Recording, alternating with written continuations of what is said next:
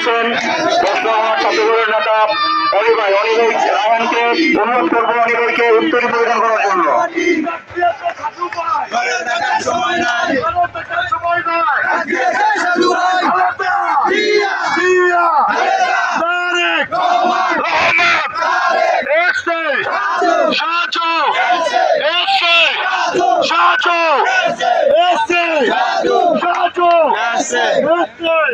আমাদের মাঝে উপস্থিত হয়েছেন মিরপুর থানা মৎস্যজীবী দলের সাংগঠনিক সম্পাদক বাবুল ভাইকে মিরপুর থানা ছাত্র দলের পক্ষ থেকে শুভেচ্ছা অভিনন্দন।